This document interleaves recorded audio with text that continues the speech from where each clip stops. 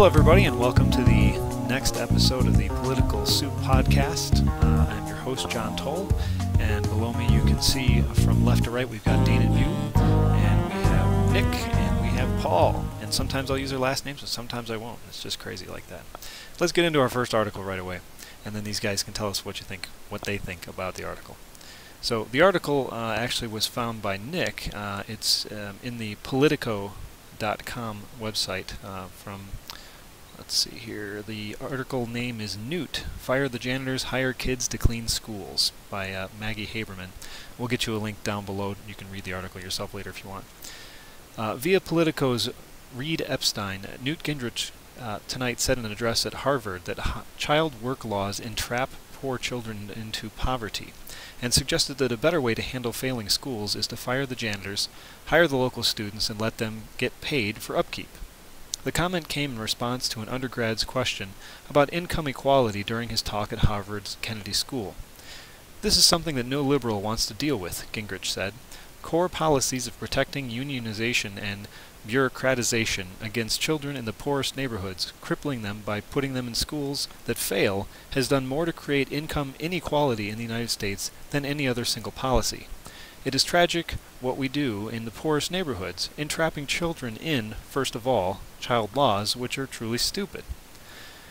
You say to somebody, you shouldn't go to work before you're what? 14, 16 years of age? Fine. You're totally poor. You're in a school that is failing with a teacher that is failing. I tried for years to have a very simple model," he said. "Most of these schools ought to get rid of the unionized janitors, have one master janitor, and pay local students to take care of the school. The kids would actually do work, they would have cash, they would have pride in the schools, they'd begin the process of rising." He added, "You go out and talk to people, as I do. You go out and talk to people who are really successful in one generation. They all started their first job between 9 and 14 years of age.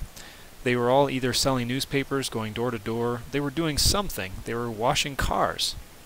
They all learned how to make money at a very early age," he said. "What do we say to poor kids in poor neighborhoods? Don't do it. Remember all that stuff about don't get a hamburger flipping job? The worst possible advice you could give to poor children. Get any job that teaches you to show up on Monday. Get any job that teaches you to stay all day even if you are in a fight with your girlfriend. The whole process of making work worthwhile is central." The former House Speaker acknowledged that it was an unconventional pitch, saying, "You're going to see from me extraordinarily radical proposals to fundamentally change the culture of poverty in America and give people a chance to rise very rapidly." So I'm going to shut myself up here a second and give Nick the first shot at this. Go ahead, Nick. Well, not a surprise to hear radical ideas from Newt Gingrich to start off with. On the surface, I think the exact example that he gives about having kids, kids of a certain age, I'm sure he's not talking about toddlers and early grades, but giving them a job around the school. I actually think that's a decent idea. However, the idea that we're going to scrap child labor laws in just kind of, I don't know why I'm freezing on the word, but just carte blanche, I guess is what I'm looking for. If we're going to get rid of labor laws carte blanche, we're going to cause more problems than Newt's going to solve, and those things are on their books for a reason. And the idea that giving a minimum paying job to a poor kid is going to lift them up by their bootstraps and give them their way to the middle class, I think that's a bit of a stretch. All right, Paul, Danon, you guys have a response to that? I was trying to remember, and I'm actually looking at the article that you read. If he talked about scrapping them, or if he talked about revising them, or it sounds like maybe it was non-specific. Yeah, it looks like it was fairly non-specific, and I don't have any particular additional information on it. So, yeah, and I tried checking his website earlier and don't really see any comments on that. And unfortunately, Politico is somewhat vague on quotes in the context. Not that he's necessarily being taken out of context, as I think it's a pretty good point as well. But if you did go into any additional details, I wish I could find them. but I understand the kind of the gut reaction, concern about child labor and so forth. I think that's generally unfounded in this day and age. But as a pragmatic approach to that, I guess I would wonder how you would write the laws, such as to allow those sorts of things that Newt proposes, but to prevent the sorts of things that Nick fears. It seems to me that that's the kind of law that bureaucrats get a hold of when we get a 2,000-page document and there's tons of paperwork and forms and tax filings, and the whole thing gets so convoluted that it's just not worth the effort. I don't know, Paul. That's you don't think that would happen, Paul, right? Well, actually, my take on the whole situation is, as you might guess, to eliminate the law. Honestly, let's take a little history lesson here. The laws were created in 1938. A lot of people think that they were created much earlier than that because that's when the child labor issues were happening. Child labor issues got up to what was it, 20% child workforce in the United States. However, when this law was passed, it was just another situation of the government jumping on the bandwagon and saying, "See, we did something." We had a child workforce of 6.4%, and after that, it wasn't much lower because of the many exemptions that they put in there. They put an exemption in there for agricultural, which was the majority of the 6.4%. They put an exemption in there for people who kids that were making wreaths. Okay. They put an exemption in there for oh, you're gonna love this one. They put an exemption in there for kids that were working for the government. Working for the government. What was that, Dana? Because we can always trust that, if the government has their hands in it, then it's totally legit. You can be a page. You can be a page for a congressman, but you can't work in a law office. You can't deliver mail to people in an office, but you can be a page for a congressman. Go ahead, Nick. Well, I could understand. Like I said, there are certain situations where I would find it acceptable, but let's not say that this isn't a problem that exists in the world today. We do have child labor laws here in the States, but a lot of Asian countries that don't. And quite frankly, there are an awful lot of kids that are put to work in textile mills and working in the clothing industry and whatnot.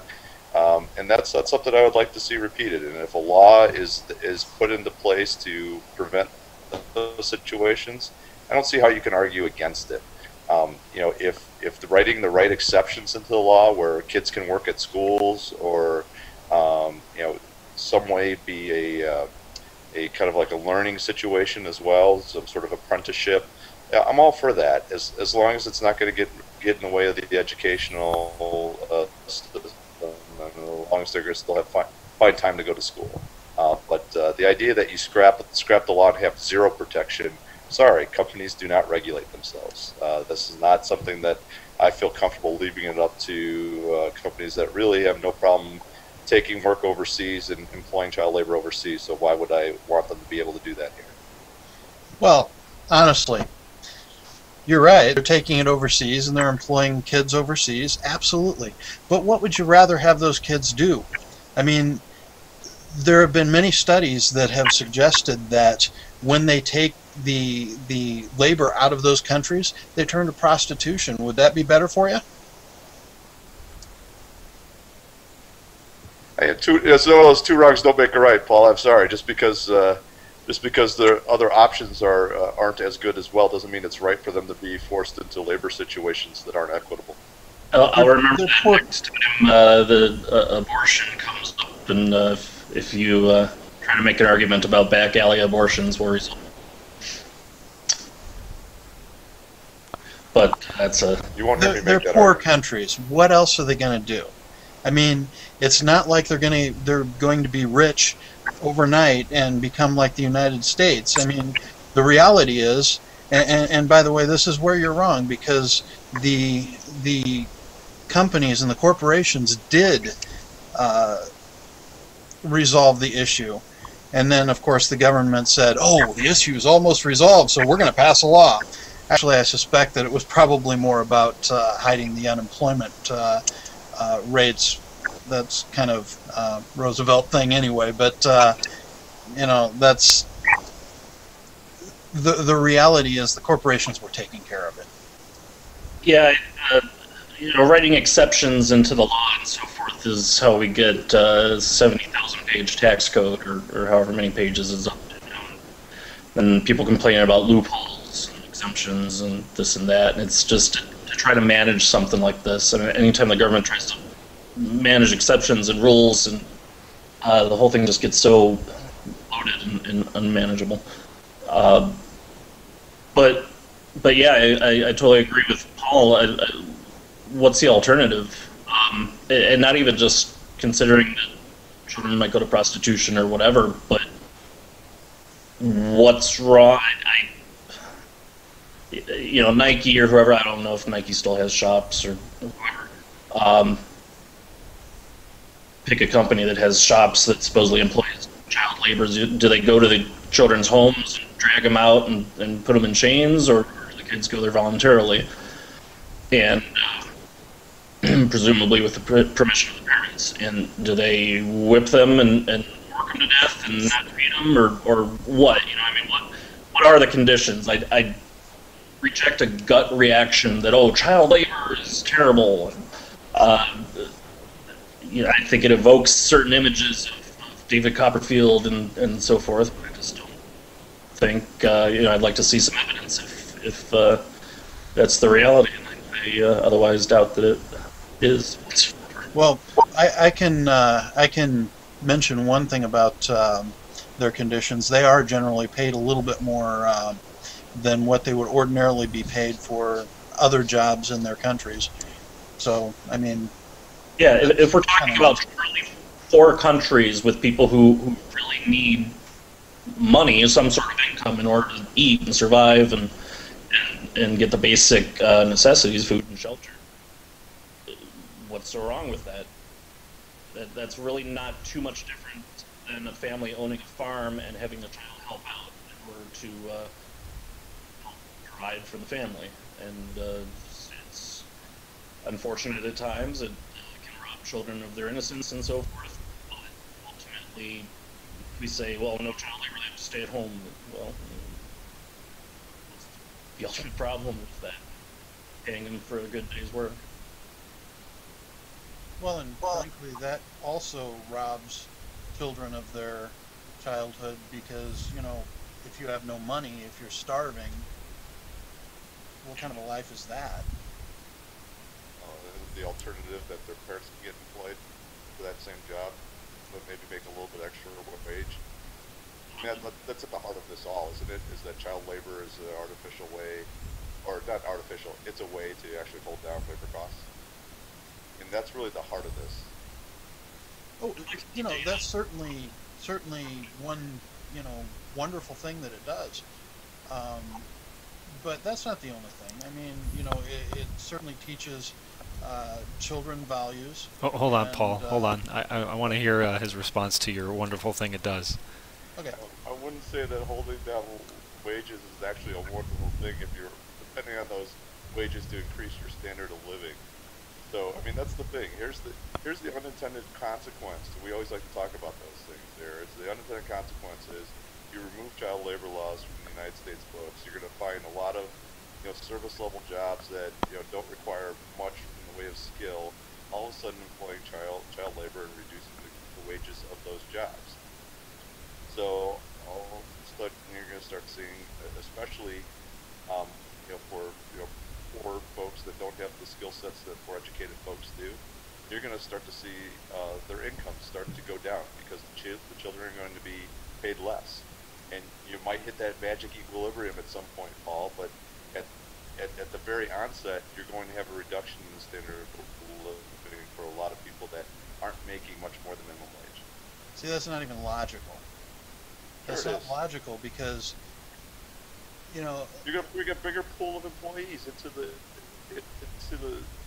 world. We're already at 9.5% unemployment in this country, and now you're going to make more eligible employees. Supply and demand. It's pretty clear. The dollars, you even said it yourself, cost of labor will go down. That means that there's less money flowing into those people for those jobs. But your suggestion that children are going to take the jobs that adults would have ordinarily had is just not logical because, What Newt's arguing? no, he's not. There he is. Adult janitors replaced by a kid at the school. Yeah, well, and frankly, they should be. Well, Paul, you just backtracked, man. The fact of the matter is that is what we're discussing is adults giving up jobs for children. I mean, that's the gist of it. We're talking skilled labor versus unskilled labor, and frankly, if you want to hire an adult that is a more skilled laborer for something that's unskilled, then he needs to be paid the amount that an unskilled laborer should be paid. Well, but this goes back to the supply and demand concept that Nick brought up too. I mean, if you increase the labor force, you have an increase in supply of a resource, which is going to be labor in this case, which means that that resource is now worth less, so they're going to get paid less. I mean, that's just basic economics is what he's bringing up. But you know what, guys, this is actually a good conversation. However, we're actually a little bit over time here, turning into something interesting, but I'm going to cut us all off right when we were all getting into it. But thanks again for watching. We are going to whip out another article here shortly, and we'll see you soon. Thanks, guys.